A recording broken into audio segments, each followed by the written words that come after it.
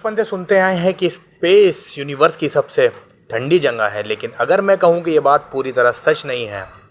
Universe में एक ऐसी जगह भी मौजूद है जो स्पेस से भी ज़्यादा ठंडी है। और सबसे हैरान करने वाली बात, साइंटिस्ट ने अर्थ पर उससे भी कम टेम्परेचर क्रिएट कर दिया। आखिर ये कैसे मुमकिन हुआ? आज हम जानेंगे एक कॉस्मिक मिस्ट्री के बारे में जो पहली बार सुनने पर साइंस फिक्शन जैसी लगती है, लेकिन इस कहानी का हर हिस्सा रियल साइंस पर बेस्ड है। और यकीन मानिए, वीडियो के एंड तक आप स्पेस को पहले जैसे नज़र से कभी नहीं देख पाएंगे। लेकिन इस इम्पॉसिबल लगने वाली बात को समझने से पहले एक बेसिक सवाल का जवाब देना ज़रूरी है।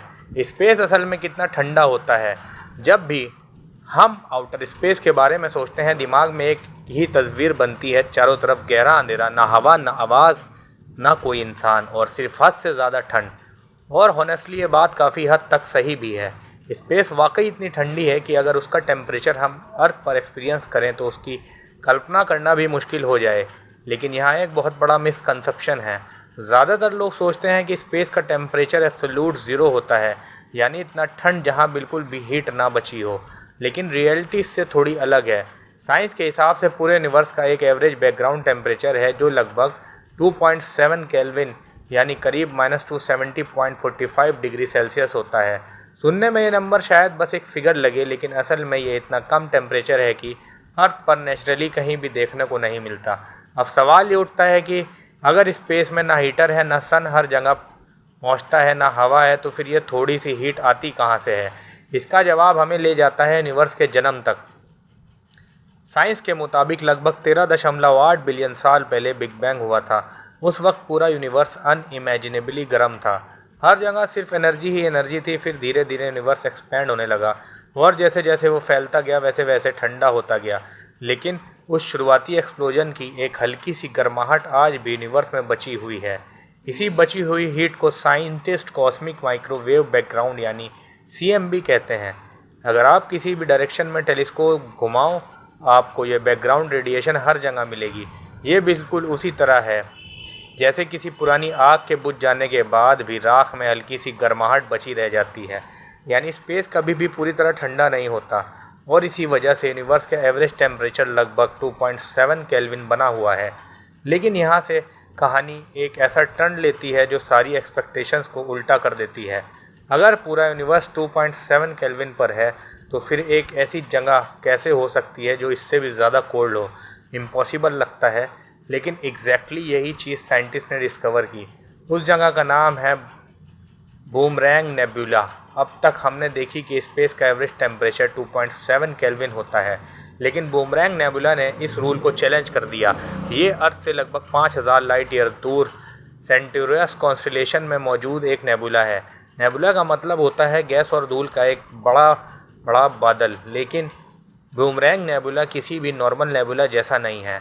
इसका टेम्परेचर लगभग 1 केल्विन यानी करीब -272 डिग्री सेल्सियस तक पहुंच चुका है। सोचिए, ये सिर्फ ठंडा नहीं है, ये स्पेस से भी ज़्यादा ठंडा है। अब नेचुरली एक और सवाल पैदा होता है, आखिर ऐसा हुआ कैसे? क्या इसके पास कोई स्पेशल सोर्स है जो इसे फ्रीज कर रही है, या फिर यूनिवर्स का किसी कोने में कोई अननोन फोर्स काम कर रही है? रियलिटी और भी इंटरेस्टिंग है। इसका राज छुपा है नेबुला के अंदर से बहुत तेज़ रफ्तार से बाहर निकल रही गैस में। ये गैस इतनी स्पीड से एक्सपैंड हो रही है कि उसकी एनर्जी लगातार कम होती जा रही है। और फिज़िक्स का एक सिंपल रूल कहता है, जब कोई गैस बहुत तेज़ी से एक्सपैंड करती है तो उसका टेम्परेचर गिरने लगता है। इससे एक सिंपल एग्जांपल से समझते हैं। कभी डिओड्रेंट स्प्रे या कंप्रेस्ड गैस सिलेंडर का नोज़ल हाथ से टच किया है?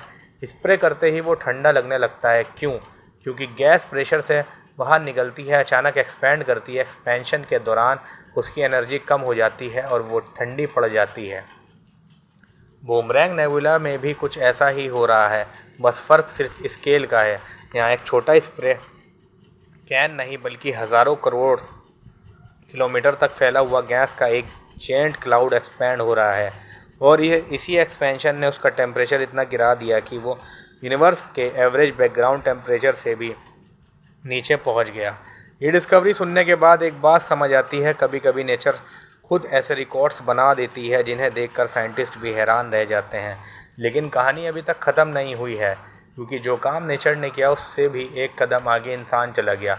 हैरानी की बात यह है कि साइंटिस्ट ने अर्थ पर अपनी लेबोरेटरीज़ में ऐसा टेम्परेचर क्रिएट किया है जो बूमरैंग नेबुला से भी ज़्यादा ठंडे हैं। अब सवाल है ये पॉसिबल कैसे हुआ? क्या उन्होंने कोई सुपर फ्रीज़र बना लिया? बिल्कुल नहीं। नॉर्मल रेफ्रिजरेटर या फ्रीज़र की एक लिमिट होती है, उसके बाद टेम्परेचर और नीचे ले जाना ऑलमोस्ट इम्पॉसिबल हो जाता है। इसलिए साइंटिस्ट ने कूलिंग का एक बिल्कुल अलग तरीका ढूंढा। उन्होंने लाइट का यूज़ किया। जी हाँ, लाइट। सुनने में अजीब लगता है क्योंकि हम लाइट को गर्माहट से जोड़ते हैं, लेकिन स्पेशली डिज़ाइंड लेडर्स की मदद से साइंटिस्ट आइटम की स्पीड को धीरे धीरे कम कर देते हैं। और याद रखिए, टेम्परेचर असल में आइटम्स की मूवमेंट का ही मेज़र होता है। जितनी तेज़ से आइटम मूव करता है उतना ज़्यादा टेम्परेचर होता है, और जितनी उनकी मूवमेंट स्लो हो जाती है उतनी ही ठंड बढ़ती चली जाती है। लेज़र्स के बाद पावरफुल मैग्नेटिक फील्ड्स की मदद से उन आइटम्स को ट्रैप किया जाता है। इस प्रोसेस के थ्रू साइंटिस्ट टेम्परेचर को केल्विन के बिलियंथ हिस्से यानी नैनो केल्विन तक ले जा चुके हैं। ये टेम्परेचर इतना कम होता है कि उसकी तुलना हम अपनी डेली लाइफ की किसी भी चीज़ से नहीं कर सकते। और फिर कुछ और भी अमेजिंग होता है। इन एक्सट्रीम कंडीशंस में आइटम नॉर्मल तरीके से बिहेव करना छोड़ देते हैं। वो मिलकर एक बिल्कुल नई स्टेट बना लेते हैं जिसे बोस-आइंस्टाइन कंडेंसेट यानी BEC कहा जाता है। यहाँ हज़ारों आइटम्स अलग अलग पार्टिकल्स की तरह नहीं बल्कि एक ही क्वांटम ऑब्जेक्ट की तरह एक्ट करने लगते हैं। ये फिज़िक्स की सबसे फैसिनेटिंग डिस्कवरीज़ में से एक मानी जाती है। लेकिन अब एक और मिस्ट्री सामने आती है। साइंटिस्ट ने इतनी ठंड बना सकते हैं, नेचर स्पेस से भी ज़्यादा कोल्ड जगह बना सकती है, लेकिन फिर भी साइंटिस्ट को पता कैसे चला कि बूमरैंग नेबुला वाकई 2.7 केल्विन से भी ज़्यादा ठंडी है? आखिर 5000 लाइट ईयर दूर मौजूद किसी ऑब्जेक्ट का टेम्परेचर नापते कैसे हैं? इसी सवाल का जवाब इस कहानी के अगले और शायद सबसे इंटरेस्टिंग हिस्सा है। पिछले हिस्से में हमने देखा कि साइंटिस्ट ने लेबोरेटरीज़ में टेम्परेचर को नैनो केल्विन तक गिरा दिया और बोस आइंस्टाइन कंडेंसेट जैसे अजीब क्वांटम स्टेट्स क्रिएट कर लिए। लेकिन एक और सवाल अभी भी बाकी है। आखिर साइंटिस्ट को पता कैसे चला कि बूमरैंग नेबुला वाकई स्पेस से भी ज़्यादा ठंडी है? सोचिए, ये नेबुला से लगभग 5000 लाइट ईयर दूर है। इतना दूर की जगह पर थर्मोमीटर लेकर जाना तो मुमकिन है नहीं, तो फिर इसका टेम्परेचर मेज़र कैसे होगा? इसका जवाब छुपा है लाइट में। यूनिवर्स की हर चीज़ किसी न किसी फॉर्म में लाइट या रेडिएशन एमिट करती है, चाहे वो एक स्टार हो, एक प्लानिट हो या गैस का एक जेंट क्लाउड। और जब ये लाइट हम तक पहुंचती है तो वो अपने साथ उस ऑब्जेक्ट की बहुत सारी इन्फॉर्मेशन लेकर आती है। बिल्कुल इसी तरह जैसे किसी इंसान की आवाज़ सुनकर हम उसका मूड समझ लेते हैं, साइंटिस्ट भी लाइट को पढ़ते हैं। पावरफुल टेलीस्कोप्स और रेडियो ऑब्जर्वेशन उस लाइट को कलेक्ट करते हैं और फिर उसके पैटर्न्स को एनालाइज किया जाता है। बूमरैंग नेबुला के केस में एस्ट्रोनॉमर्स ने पहले रेडियो टेलीस्कोप्स और बाद में अल्मा ऑब्जर्वेटरी की मदद से इस ऑब्जेक्ट को डिटेल में ऑब्जर्वेशन किया, और यहाँ पर उन्हें एक बहुत ही अनयूजुअल चीज़ देखने को मिली। नॉर्मली यूनिवर्स का बैकग्राउंड टेम्परेचर 2.7 केल्विन है, इसलिए ज़्यादातर सेलेस्टियल ऑब्जेक्ट इस बैकग्राउंड रेडिएशन से थोड़ा गर्म होता है और एनर्जी एमिट करता है। लेकिन बूमरैंग नेबुला उल्टा बिहेव कर रहा है। ये कॉस्मिक माइक्रोवेव बैकग्राउंड की एनर्जी को ऑब्जॉर्व कर रहा है। ये बिल्कुल वैसा था जैसे एक रूम में सब लोग 25 डिग्री टेम्परेचर पर बैठे हों और अचानक कोई इंसान 15 डिग्री टेम्परेचर वाला मिल जाए। तब आप तुरंत समझ जाओगे कि वो रूम से ज़्यादा ठंडा है। साइंटिस्ट ने भी इसी प्रिंसिपल का यूज़ किया। जब उन्होंने देखा कि बूमरैंग नेबुला बैकग्राउंड रेडिएशन को ऑब्जॉर्व कर रहा है तो उन्हें समझ आ गया कि इसका टेम्परेचर 2.7 केल्विन से नीचे होना चाहिए। फिर डिटेल्ड कैलकुलेशन और ऑब्जर्वेशंस के बाद एस्टिमेट मिला लगभग 1 केल्विन, यानी किसी थर्मोमीटर से नहीं बल्कि लाइट, फिज़िक्स और मैथमेटिक्स की मदद से साइंटिस्ट ने यूनिवर्स की सबसे ठंडी नेचुरल जगह को आइडेंटिफाई कर लिया। और इसी डिस्कवरी ने एक बार फिर प्रूव कर दिया कि कभी कभी यूनिवर्स अपने राज सीधे नहीं बताता। उन्हें समझने के लिए हमें उसकी रोशनी को पढ़ना पड़ता है। लेकिन अब एक आखिरी सवाल बाकी है। अगर साइंटिस्ट इतने कम टेम्परेचर तक पहुंच गए हैं और नेचर ने भी स्पेस से ठंडी जगह बना ली है, तो फिर क्या कभी एब्सोल्यूट ज़ीरो तक पहुंचना पॉसिबल होगा? यही वो लिमिट है जहां आकर आज की साइंस भी रुक जाती है। एब्सोल्यूट ज़ीरो का मतलब होता है 0 केल्विन, यानी -273.15 डिग्री सेल्सियस। ये टेम्परेचर स्केल की बिल्कुल आखिरी बाउंड्री मानी जाती है। इस पॉइंट पर किसी भी चीज़ के आइटम्स के पास लगभग बिल्कुल भी थर्मल एनर्जी नहीं बचती। लेकिन यहाँ एक इंटरेस्टिंग बात है। बहुत से लोग सोचते हैं कि एब्सोल्यूट ज़ीरो पर आइटम्स पूरी तरह रुक जाते हैं, लेकिन क्वांटम फिज़िक्स के हिसाब से कहानी थोड़ी अलग है। आइटम की थर्मल मूवमेंट तो ऑलमोस्ट ख़त्म हो जाती है, लेकिन उनमें एक बहुत ही हल्की क्वांटम मोशन फिर भी बनी रहती है। इसी वजह से साइंटिस्ट कहते हैं कि हम 0 केल्विन के बहुत करीब पहुंच सकते हैं, लेकिन एग्जैक्टली 0 केल्विन तक कभी नहीं। इस बात को थर्मोडायनेमिक्स का लॉ भी सपोर्ट करता है। ये लॉ कहता है कि किसी भी फिज़िकल प्रोसेस से एब्सोल्यूट ज़ीरो को परफेक्टली अचीव करना इम्पॉसिबल है। हर बार जब आप टेम्परेचर और कम करते हो तो अगले एक छोटा सा स्टेप लेने के लिए पहले से कहीं ज़्यादा मेहनत और एनर्जी लगती है। यानी आप उसके करीब जाते रहते हो लेकिन कभी उसे छोड़ नहीं पाते। और शायद इसी वजह से एब्सोल्यूट ज़ीरो सिर्फ एक नंबर नहीं बल्कि नेचर की अल्टीमेट बाउंड्री है। तो आखिर इसका जवाब क्या है? नहीं, आउटर स्पेस यूनिवर्स की सबसे ठंडी जगह नहीं है।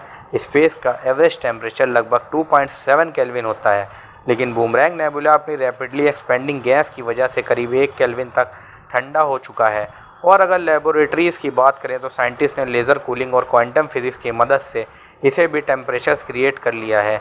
लेकिन एक चीज़ आज भी इंसान की पहुंच से बाहर है, एब्सोल्यूट ज़ीरो। हम उसके बहुत करीब ज़रूर पहुंच सकते हैं, लेकिन फिज़िक्स के रूल कहता है कि एग्जैक्टली 0 केल्विन तक पहुंचना मुमकिन नहीं। और शायद इसी बात में यूनिवर्स की सबसे बड़ी खूबसूरती छुपी है। जितना ज़्यादा हम नेचर को समझने की कोशिश करते हैं, उतना ही हमें एहसास होता है कि उसके पास अभी भी हमसे ज़्यादा राज हैं।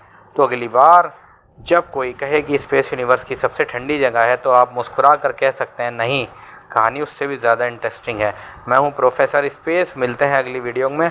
तब तक के लिए लाइक करें, सब्सक्राइब करें और शेयर करना चैनल को ना भूलें। Signing off.